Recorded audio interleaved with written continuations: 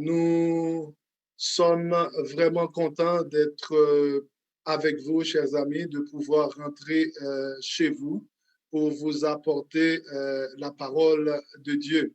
Ce matin, nous allons traiter un sujet d'extrême importance, un sujet urgent, puisque c'est l'évangile de l'Éternel qui doit être annoncé au monde entier. La parole de Dieu déclare dans Amos 3, verset 7, Dieu ne fait rien sans avoir révélé ses secrets à ses serviteurs, les prophètes. En effet, Dieu a tenu parole.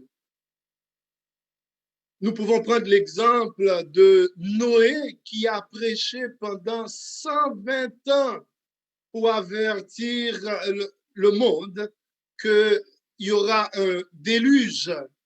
Je peux aussi prendre l'exemple de la grande famine qui devait ravager l'Égypte.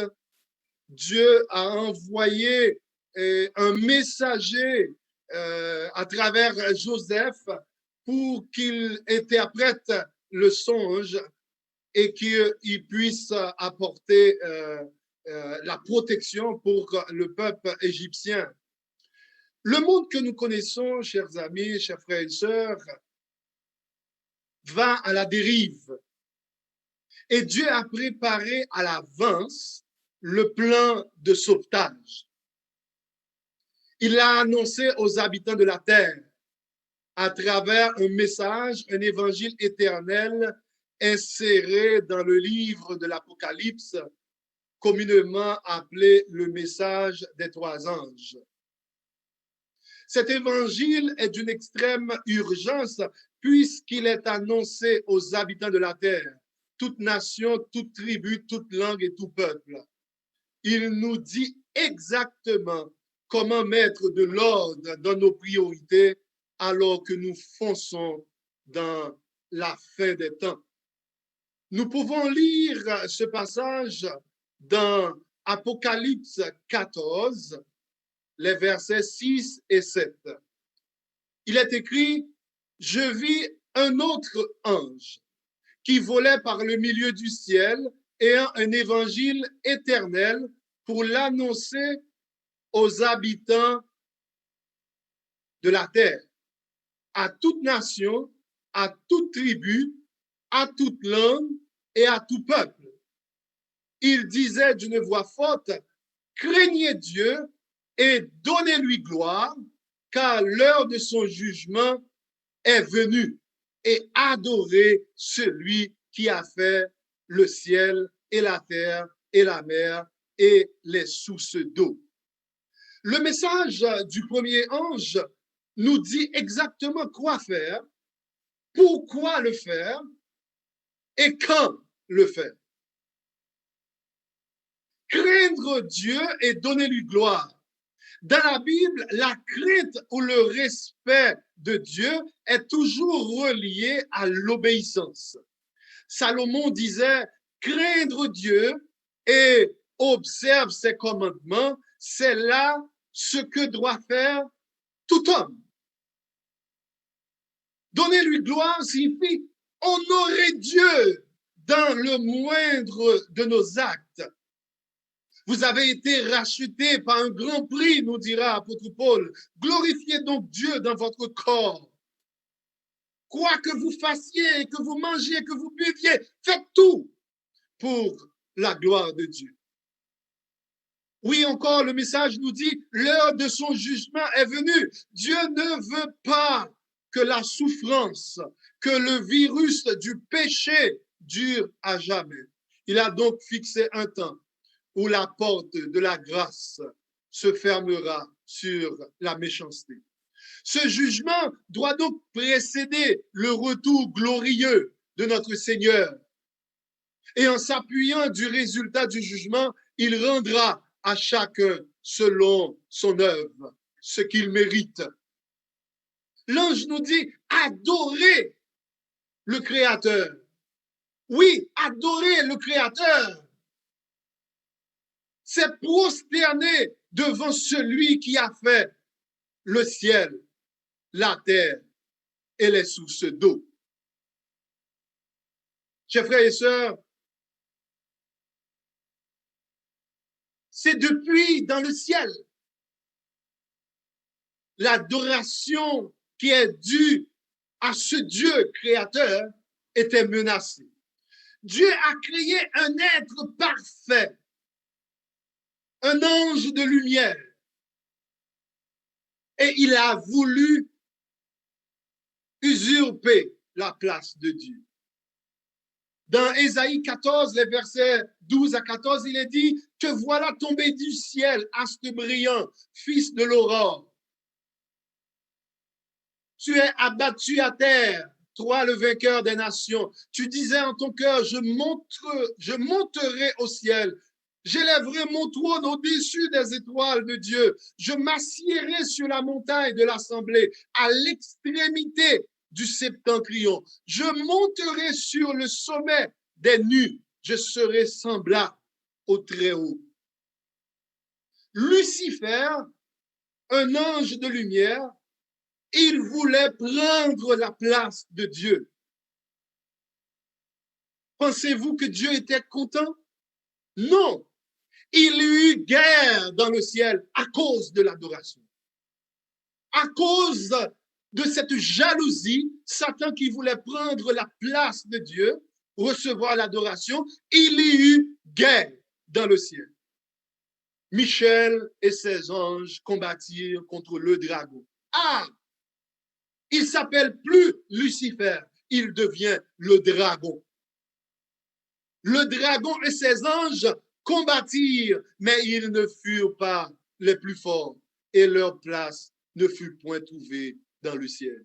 Et si donc il a été chassé du ciel, il fut précipité, le dragon, le serpent ancien appelé le diable, celui qui séduit toute la terre. Il fut précipité sur la terre et ses anges furent précipités avec lui. Satan ne s'est pas arrêté ici. Il a perdu la bataille dans le ciel. Il est venu sur la terre. Il continue ses actions en vue d'obtenir l'adoration. Alors, une fois que Jésus a reçu le baptême, il a commencé son ministère, Satan est venu le tenter. Après avoir passé 40 jours en prière, il lui dit,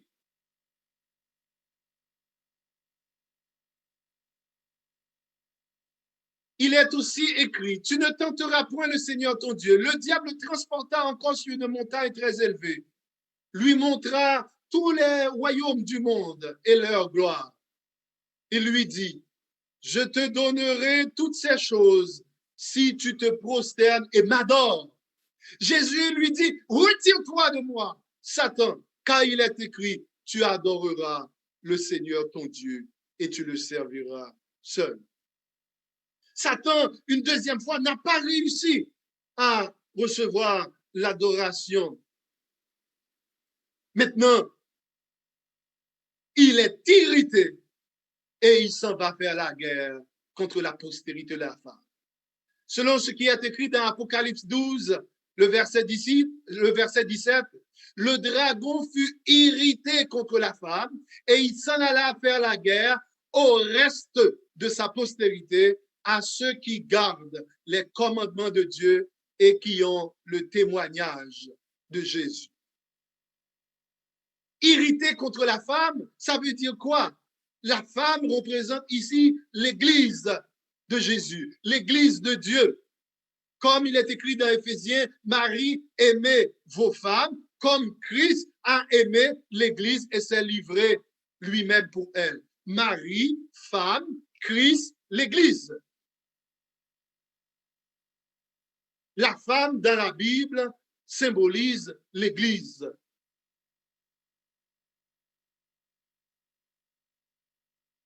Laissez-moi ouvrir une petite parenthèse.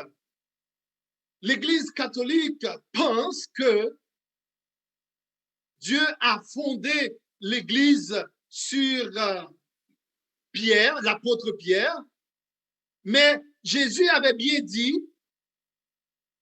tu es Pierre, Pétros, et que sur cette pierre, Pétra, je bâtirai mon Église, et que les portes du séjour des morts ne prévaudront point contre elle.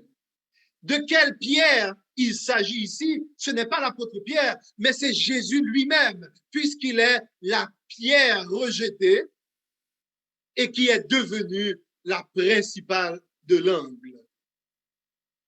Chers frères et sœurs, il est important maintenant de reconnaître quelle est la description de l'Église de Dieu, puisque Jésus déclare, je bâtirai mon Église. Jésus n'a pas deux églises, Jésus n'a pas trois églises, Jésus a une Église. Puisque nous vivons les derniers temps de ce monde, nous devons identifier l'Église du Seigneur, celle qui fait sa volonté, de façon à nous préparer à son retour prochain. Nous ouvrons notre Bible dans Apocalypse 12.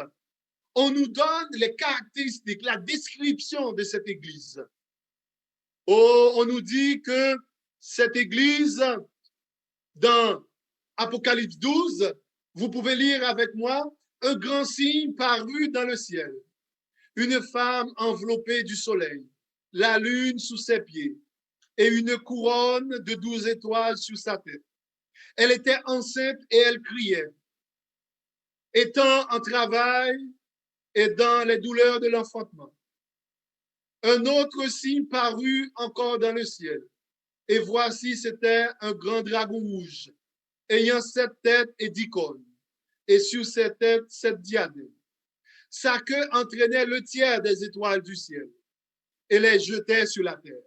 Le dragon se tait devant la femme qui allait enfanter, afin de dévorer son enfant lorsqu'elle aurait enfanté. Elle enfanta un fils qui doit paître toutes les nations avec une verge de fer. Et son enfant fut enlevé vers Dieu et vers son trône. Et la femme s'enfuit dans le désert où elle avait un lieu préparé par Dieu afin qu'elle y fût nourrie pendant 1260 jours. Essayons de comprendre les symboles qui sont présentés ici dans l'Apocalypse 12. Cette femme est enveloppée du soleil. Oui, cette femme, représentant l'Église, est enveloppée de la justice du Christ, puisque Jésus étant notre soleil de justice, dans Malachie 4, verset 1er. Ainsi se lèvera le soleil de justice. Le soleil, c'est aussi le Nouveau Testament, puisque dans Luc 1er, verset 77-78, il est écrit « afin de donner à son peuple la connaissance du salut par le pardon, par le pardon de ses péchés, grâce aux entrailles de la miséricorde de notre Dieu, en vertu de laquelle le soleil levant nous a visités. » Oui, le soleil levant nous a visités dans le Nouveau Testament. Et la lune qui est sous les pieds de cette femme, l'Église, représente l'Ancien Testament qui devait précéder au Nouveau Testament, qui nous a annoncé la venue prochaine du Messie, le soleil levant. Cette Église est donc guidée par la parole de Dieu. En effet, il est écrit au psaume 119, verset 105, « Ta parole est une lampe à mes pieds et une lumière sur mon sentier. » Apocalypse 12 nous présente cette femme ayant une couronne de 12 étoiles sur sa tête. Oui, cette couronne de 12 étoiles symbolise que cette Église est triomphante. Elle remportera la victoire. Vous n'avez rien à craindre si vous faites partie de l'Église de Dieu, l'Église qui fait sa volonté eh bien, rassurez-vous que cette Église remportera la victoire et vous remporterez la victoire avec elle. Au verset 6, on nous dit que la femme s'enfuit dans le désert où elle fut nourrie pendant 1260 jours. Et prophétiquement, un jour égale une année, donc ça fait 1260 années selon Ézéchiel 4, verset 6. Donc, encore une fois, si Satan n'a pas pu empêcher l'arrivée du Messie, Jésus, qui devait bâtir son Église, mettre les fondations de son Église, il a encore perdu cette bataille. Mais qu'est-ce qu'il va faire? Maintenant, il va changer de tactique. Satan va changer de tactique puisque la parole de Dieu nous dit, Satan va donner son pouvoir à une bête. Il va donner son pouvoir à une bête. Nous allons lire à présent ce qui est écrit dans Apocalypse 13. On nous parle maintenant d'une bête. Lisez avec moi. Puis je vis monter de la mer une bête qui avait 10 cornes et 7 têtes. Et sur ses cornes, 10 diadèmes. Et sur ses têtes, des noms de blasphème. La bête que je vis était semblable à un léopard. Ses pieds étaient comme ceux de nous et sa gueule comme une gueule de lion. Le dragon lui donna sa puissance et son trône et une grande autorité. Et je vis l'une de ses têtes comme blessée à mort, mais sa blessure mortelle fut guérie. Et toute la terre était dans l'admiration derrière la bête. Et ils adorèrent le dragon parce qu'il avait donné l'autorité à la bête. Ils adorèrent aussi la bête. En disant, qui est semblable à la bête et qui peut combattre contre elle? Et il lui fut donné une bouche qui proférait des paroles arrogantes et des blasphèmes. Et il lui fut donné le pouvoir d'agir pendant 42 mois. Et elle ouvrit sa bouche pour proférer des blasphèmes contre Dieu, pour blasphémer son nom et son tabernacle, et ceux qui habitent dans le ciel. Et il lui fit donner de faire la guerre aux saints et de les vaincre. Il lui fut donné autorité sur toute tribu, tout peuple, toute langue et toute nation.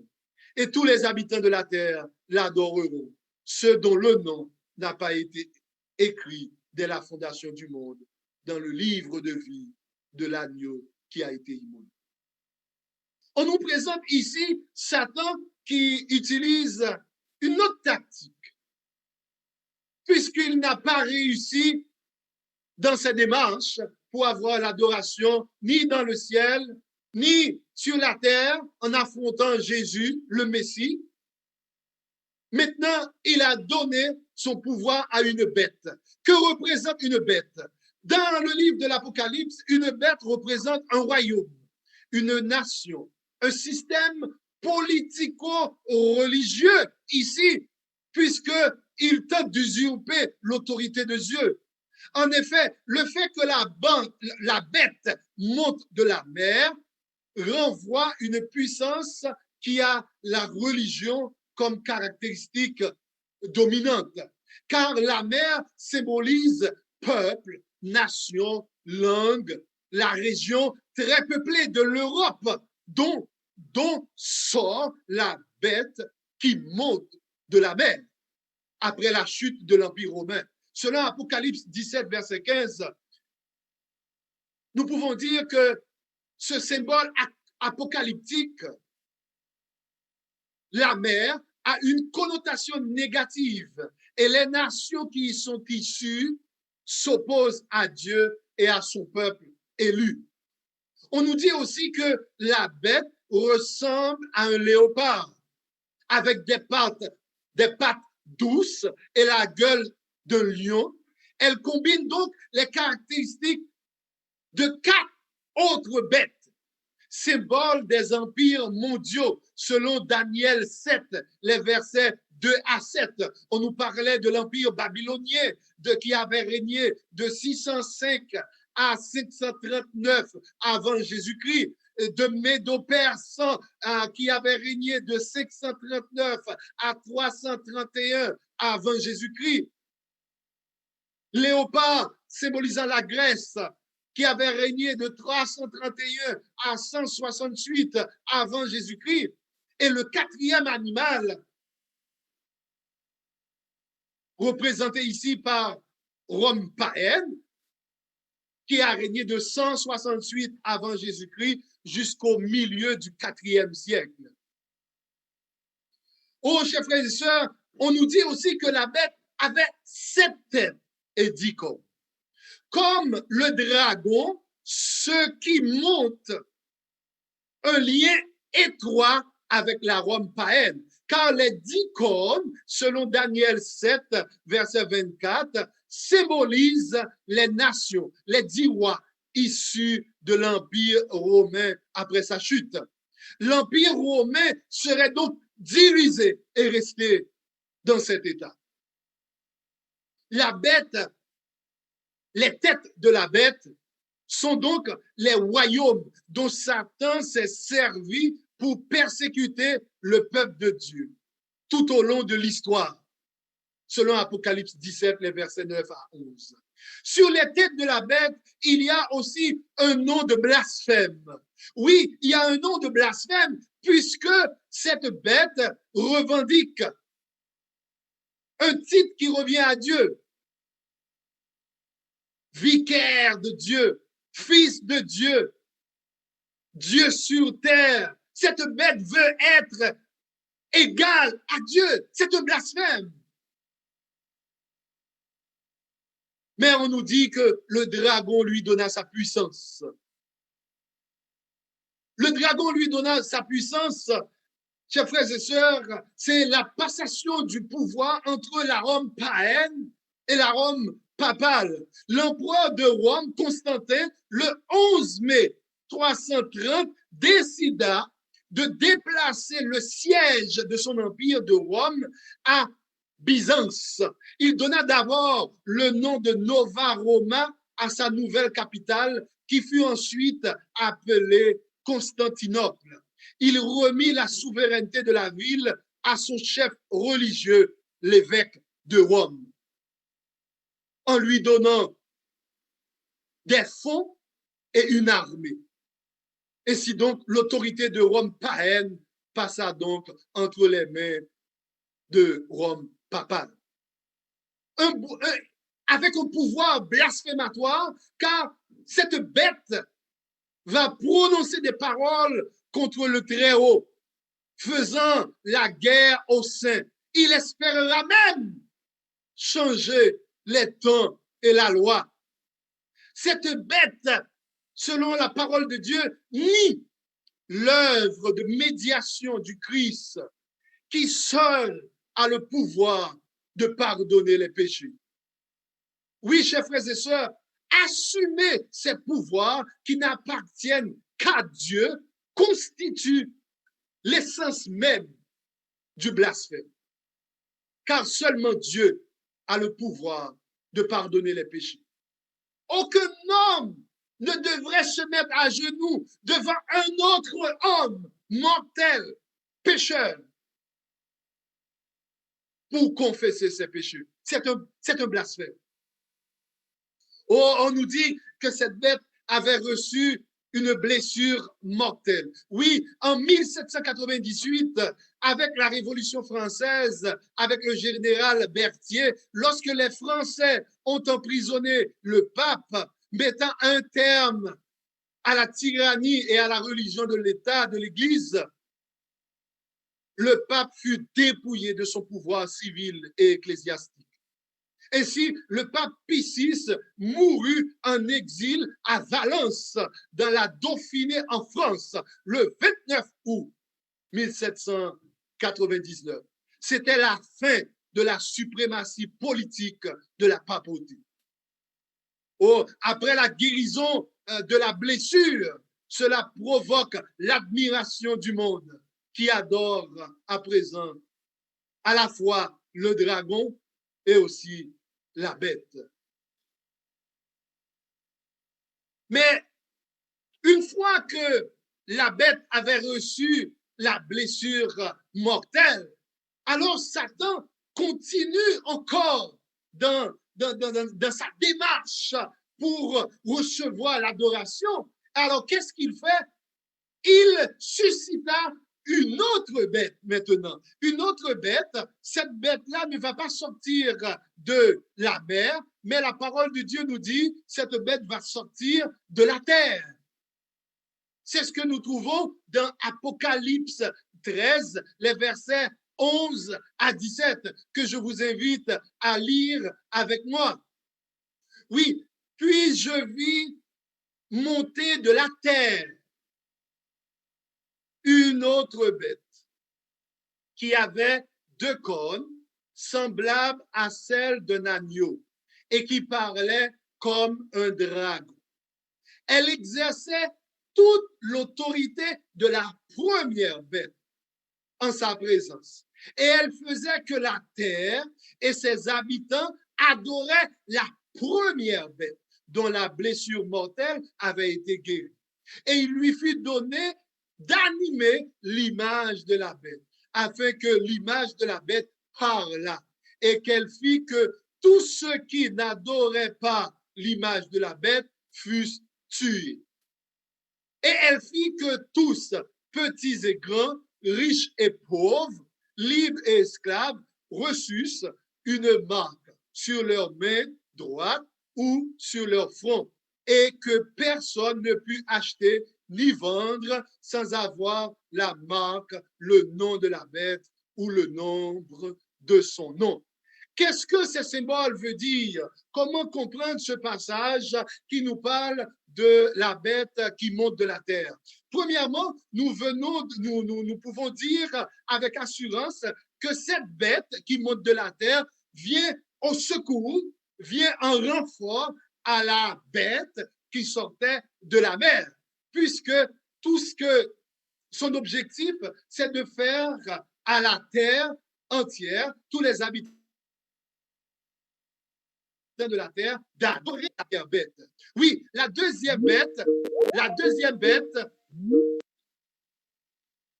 vient à l'existence au moment où la première bête est montée en captivité, est menée plutôt en captivité, à la suite de la blessure mortelle qu'elle a reçue. Cette deuxième bête est une puissance mondiale avec une influence du même calibre que la première bête. Mais contrairement à la première bête, elle monte de la terre. La terre possède une connotation positive ici, puisque c'est la terre qui vient au secours de la femme qui est persécutée. Cette bête ressemble, nous dit la parole de Dieu, à un agneau, mais qui parle comme un dragon. Elle a deux cornes semblables à celles d'un agneau, symbole du Christ, puisque la Bible nous dit que Christ, il est l'agneau de Dieu qui ôte le péché du monde. Les cornes symbolisent une autorité, une puissance. Cette puissance monte d'un territoire qui protégeait la femme, qui s'était enfuie dans le désert. Cette femme, donc, qui était enfuie dans le désert, représentait la véritable Église de Dieu, en fuyant la persécution du dragon. Selon l'histoire, chers frères et sœurs, la seule nation qui a pris naissance et qui montait en puissance en 1798, ce sont les États-Unis d'Amérique. C'est pourquoi on nous dit, cette bête ressemble à un agneau, car c'est une nation protestante, mais elle parla comme un dragon. Cette bête, comme vous pouvez le constater dans le texte, n'a pas de couronne, pas d'autorité royale. C'est donc une forme différente de gouvernement. L'image de la bête représente donc le protestantisme apostat qui apparaîtra lorsque les églises rechercheront l'aide du pouvoir civil pour imposer leur dogme, leur doctrine. De même que le sceau de Dieu sur le front identifie ce que Dieu considère comme les siens, selon Apocalypse 7, les versets 3 et 4, la marque de la bête identifie les adorateurs de la bête. La marque de la bête n'est pas une quelconque signe visible, mais c'est un signe d'allégeance à la bête. Une désobéissance volontaire au commandement de Dieu au profit d'une adoration à la bête et au dragon. Oui, chers frères et sœurs, le commandement du sabbat en particulier sera le test de fidélité et d'obéissance à Dieu. Selon Ézéchiel 20, les versets 12 et 20, la marque de la bête, c'est le signe d'allégeance à la bête. Cette marque implique le remplacement du commandement de Dieu par un commandement humain. La plus grande preuve de cela est l'institution du dimanche, établi par les hommes comme jour d'adoration à la place du sabbat du 7e jour, prescrit dans la Bible par notre Créateur. Souviens-toi du jour du repos pour le sanctifier. Le seul commandement où il est écrit, souviens-toi, et c'est celui-là que le monde a mis de côté. Chers frères et sœurs, on nous parle du jugement. Adorez celui qui appelle le ciel, la terre, la mer et les sources d'eau, car l'heure de son jugement est venue. Oui, Dieu va juger la grande prostituée, cette église qui est assise sur cette bête. Selon Apocalypse 17, les versets 1 à 9, que je vous invite à lire avec moi, nous allons voir à présent, nous allons voir le jugement que va prononcer Dieu contre la grande prostituée. Tout comme Dieu a une église, une femme représentant une église dans l'Apocalypse, alors Satan, comme étant le singe de Dieu, il copie tout ce que Dieu fait. Il a aussi une femme, mais cette femme, nous dit la parole de Dieu, c'est une prostituée. Lisons la parole de Dieu dans Apocalypse 17, les versets 1 à 9. Puis je vis un des 7 anges qui tenait les 7 coupes, 20, et il m'adressa la parole en disant, viens, je te montrerai le jugement de la grande prostituée qui est assise sur les grandes eaux. C'est avec elle que les rois de la terre se sont livrés à l'impudicité et du vin de son impudicité, et que les habitants de la terre se sont enivrés. Il me transporta en esprit dans un désert, et je vis une femme assise sur une bête écarlate, pleine de noms de blasphème, et en 7 têtes et 10 cornes. Cette femme était vêtue de pourpre et d'écarlate, et parée d'or, de pierres précieuses et de perles. Elle tenait dans sa main une coupe d'or remplie d'abominations et des impuretés de sa prostitution. Sur son front était écrit un nom, un mystère, Babylone la grande, la mère des impudiques et des abominations de la terre. C'est ici l'intelligence qui a de la sagesse. Les 7 têtes sont 7 montagnes sur lesquelles la femme est assise. Que veut dire, comment comprendre ce texte? Il y a beaucoup de symboles. La parole de Dieu nous révèle ce que veut dire ces symboles. On nous dit ici que c'est du vin de son impudicité que les habitants de la terre se sont enivrés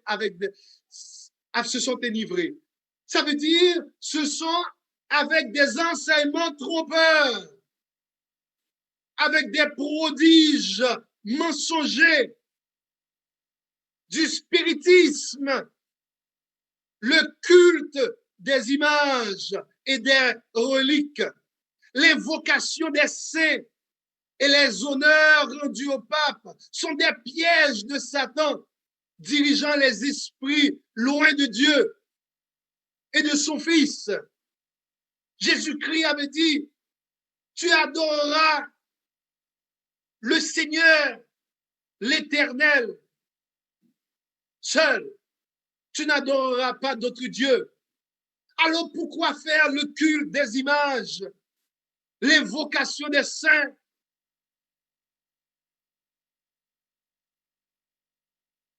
On nous dit ici, c'est des noms pleins de noms de blasphème. Oui, se faisant appeler le vicaire de Dieu, fils de Dieu, mon œil, voulant être égal à Dieu, c'est un blasphème. Babylone la grande, la mère des impudiques, cela nous laisse comprendre, si elle est la mère des impudiques, elle a donc des filles. Oui, chers frères et sœurs, l'Église catholique de Rome, c'est la première église, c'est la grande église, la grande prostituée. 1000 ans plus tard, l'Église protestante a pris naissance avec Martin Luther, puis Jean Calvin, Wesley, puis les autres églises protestantes. Mais cependant, toutes ces églises acceptent le même jour d'adoration que cette grande prostituée. Ce n'est pas le jour d'adoration donné par Dieu, mais c'est le jour d'adoration donné par cette grande prostituée. Toutes ces églises issues de l'église mère, l'église catholique de Rome, ils continuent d'adorer Dieu le jour que l'église romaine leur a donné, en sorte qu'ils sont encore sous l'emprise, sous l'autorité de cette église. Et c'est pourquoi aujourd'hui, l'église catholique parle de mouvement écuménique, on nous parle de pacte religieux pour sauver la planète. Le présent pape, François, cherche à rassembler toutes les églises protestantes, puisqu'il n'y a rien à protester. C'est la même affaire. On nous dit au verset 9 ici que les 7 têtes sont 7 montagnes sur lesquelles la femme est assise. Oui, chers frères et sœurs, la Rome, en 753 avant Jésus-Christ, Rome est fondée sur la rive droite du Tibre, sur un site comprenant 7 collines de 40 à 50 mètres de hauteur. Les 7 collines sont l'Aventin, le Caelius, le Capitole, l'Esquilin, le Palatin, le Quirinal et le Viminal. La Bible nous a déjà donné toutes les indications pour identifier cette grande prostituée. Au verset 9, il est écrit, c'est ici l'intelligence qui a de la sagesse. Les 7 têtes sont 7 montagnes. Et là, je viens de vous citer les 7 montagnes dont la ville de Rome a été bâtie. Oh, chers frères et sœurs, puisque le jugement de la grande prostituée est sans appel, laissez-moi vous donner des indications sur les caractéristiques, les traits de cette grande prostituée. Dans le livre de l'Apocalypse, au chapitre 17, suivez-moi avec beaucoup d'attention ici. Au verset 10 et 11, il est écrit, ce sont aussi 7 rois.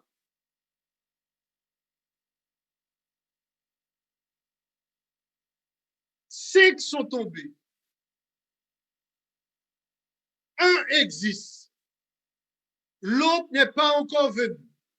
Et quand il sera venu, il doit rester pour peu de temps.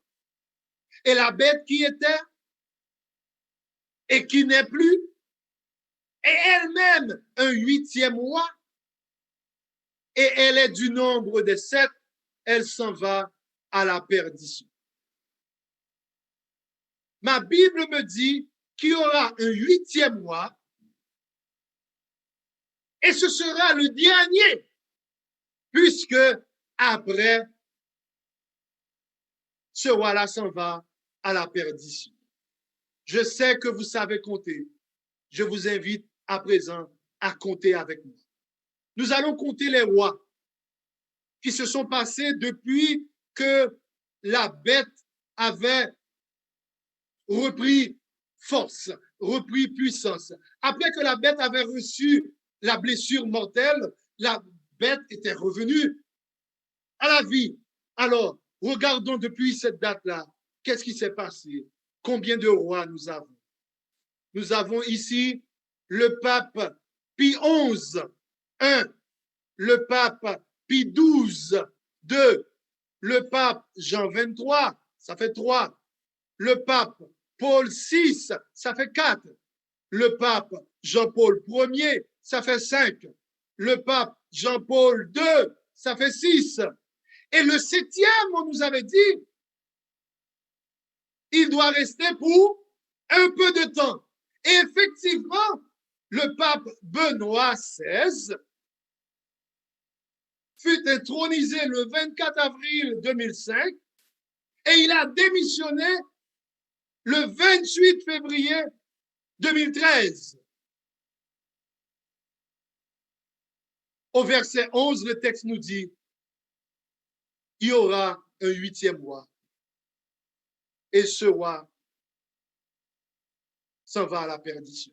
Le dernier que nous avons en date, chers frères et sœurs, c'est le pape François, intronisé le 19 mars 2013. Combien de temps il va rester au pouvoir, je ne sais pas. Mais ce que la Bible me dit, il y aura un 8e. Et elle s'en va à la perdition. Chers frères et sœurs, regardons à présent les 3 couleurs de la grande prostituée.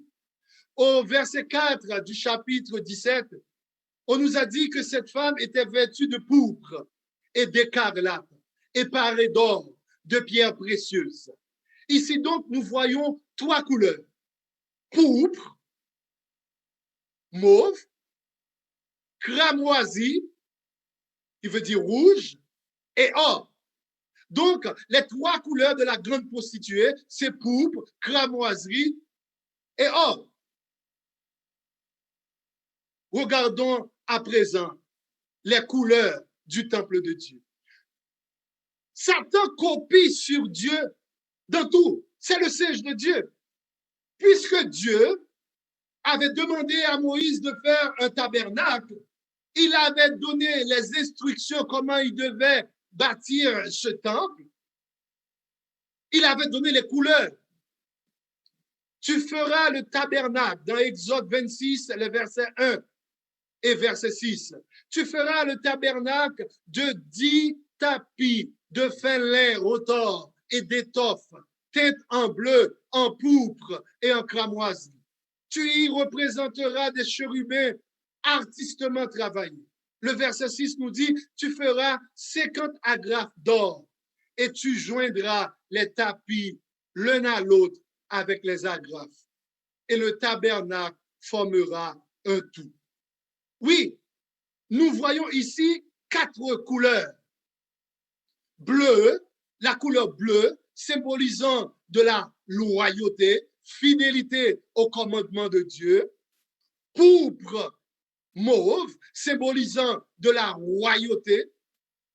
Jésus est notre roi. Cramoisi, rouge, symbolisant du sang du sacrifice, le sang de Jésus. Et or, symbolisant de la richesse. Mais puisque cette prostituée avait 3 couleurs et l'Église de Dieu a donc 4 couleurs, quelle est donc la couleur manquante de la robe de la prostituée? Alors nous voyons ici, sans difficulté, c'est la couleur bleue.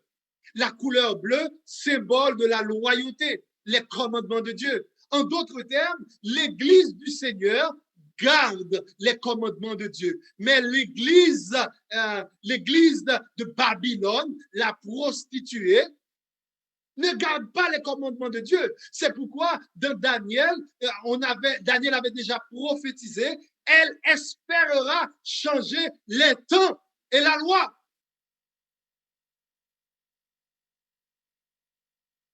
Pourquoi c'est la couleur bleue qui est manquante?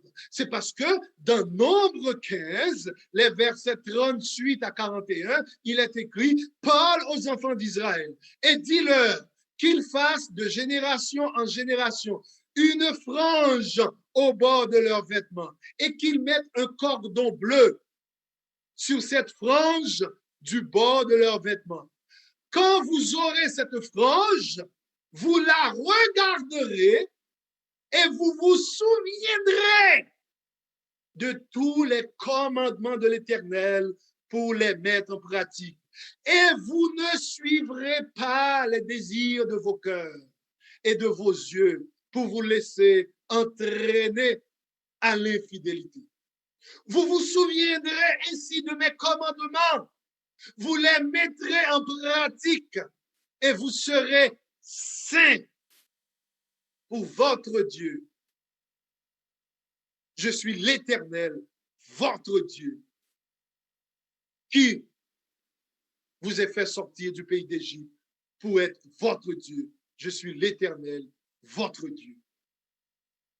Vous vous souviendrez, comme il est écrit au 4e commandement, souviens-toi du jour du repos pour le sanctifier. Vous vous souviendrez de tous les commandements. Dieu n'a pas aboli son commandement, car sa loi est juste et parfaite. Oui, chers frères et sœurs, nous pouvons reconnaître l'Église qui est assise sur cette bête à 7 têtes et 10 cornes, la grande prostituée. Elle ne garde pas les commandements de Dieu.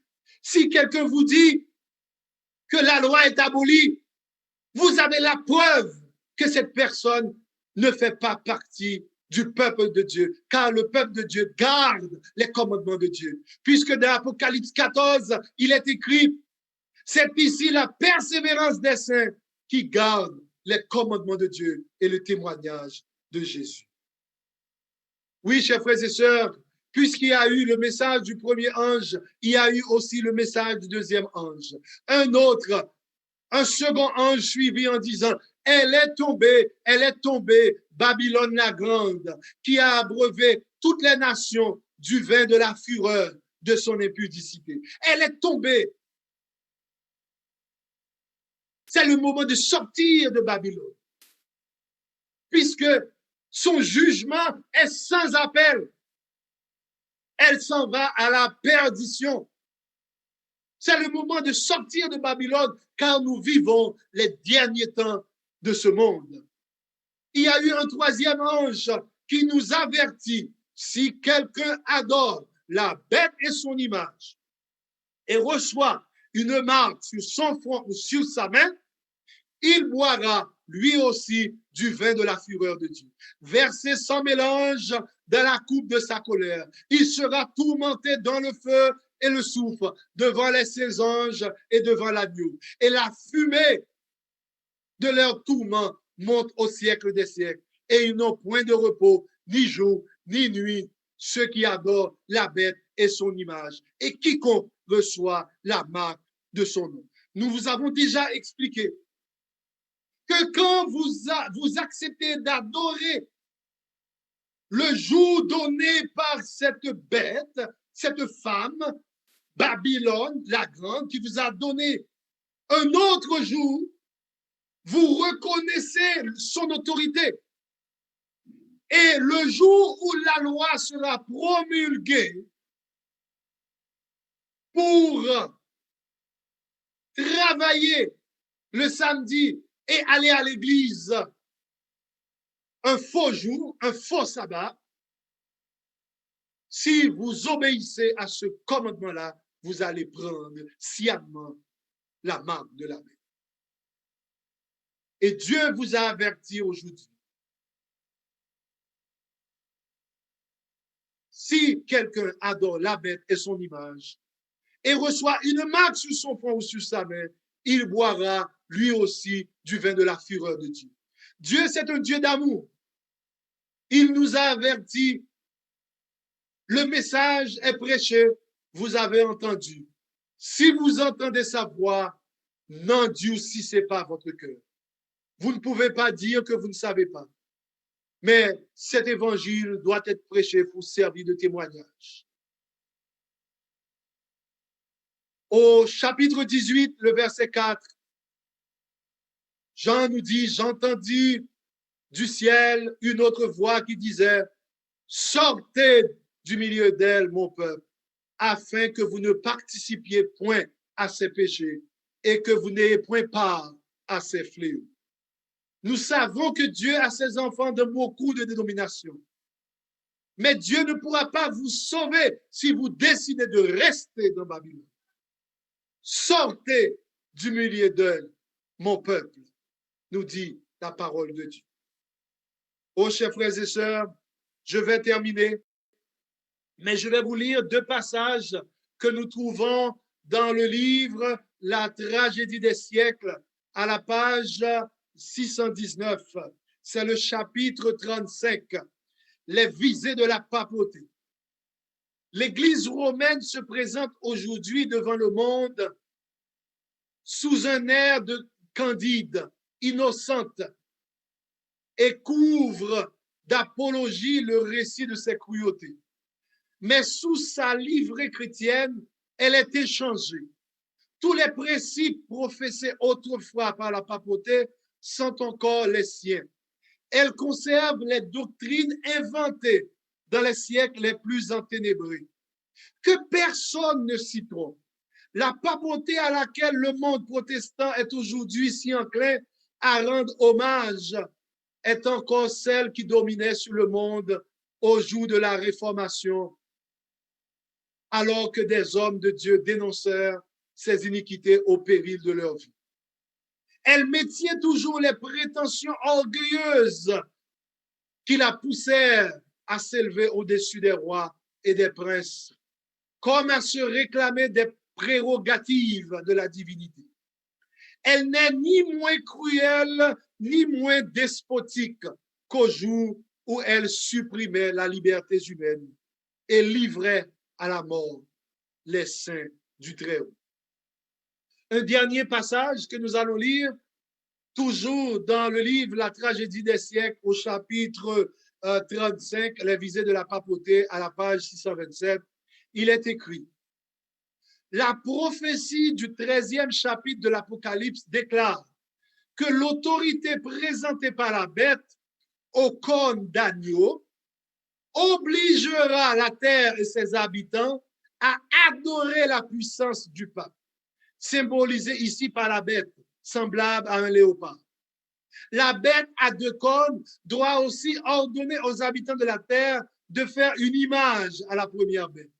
Elle ira même jusqu'à entraîner tous les hommes, petits et grands, riches et pauvres, libres et esclaves, à prendre la marque de la bête. Cette prophétie sera accomplie quand ce pays imposera l'observation du dimanche, réclamée par Rome comme la marque de sa suprématie. Mais les États-Unis ne seront pas seuls à rendre cet hommage à la papauté. L'influence de cette dernière est loin d'avoir entièrement disparu. Chers frères et sœurs, si vous voulez savoir comment adorer le Dieu créateur, je vais vous le dire. Dans Habakkuk 2, verset 3, il est écrit: c'est une prophétie dont le temps est déjà fixé. Elle marche vers son terme. Elle ne mentira pas. Si elle tarde, attends-la, car elle s'accomplira certainement. L'Église de Dieu, c'est l'Église qui garde les commandements de Dieu. Il est écrit dans Exode 20. Souviens-toi du jour du repos pour le sanctifier. Tu travailleras 6 jours et tu feras tout ton ouvrage. Mais le 7e jour est le jour du repos de l'Éternel ton Dieu. Tu ne feras aucun ouvrage, ni toi, ni ton fils, ni ta fille, ni ton serviteur, ni ta servante, ni ton bétail, ni l'étranger qui est dans tes portes. Car en 6 jours, l'Éternel a fait les cieux, la terre et la mer et tout ce qui est contenu. Et il s'est reposé le 7e jour. C'est pourquoi l'Éternel a béni le jour du repos. Quand vous adorez Dieu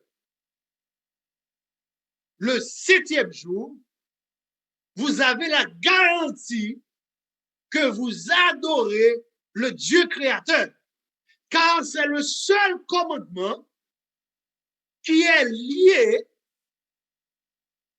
à la création. Dieu vous a demandé de l'adorer le 7e jour, car l'Éternel a fait les cieux, la terre, la mer et les sources d'eau. Le jour du sabbat n'est pas le jour d'un peuple, mais c'est le jour du peuple de Dieu. C'est le jour de tout le monde. Tous les peuples sont appelés à servir Dieu fidèlement. Même sur la nouvelle terre, dans Isaïe 66, comme il est écrit, comme les nouveaux cieux et la nouvelle terre que je vais créer subsisteront devant moi, dit l'Éternel. Votre postérité et votre nom, à chaque nouvelle lune, à chaque sabbat, toute chair viendra se prosterner devant moi. Si vous dites, si vous croyez que le sabbat de l'Éternel, c'est seulement pour les Juifs, alors dans le ciel, il y aura les Juifs qui vont adorer Dieu dans un petit coin. Et dans quel coin vous serez? Non, chers frères et sœurs. Quand Dieu s'était reposé le 7e jour, il n'y avait pas de Juifs. Il y avait Adam et Ève. Et que faisait-il?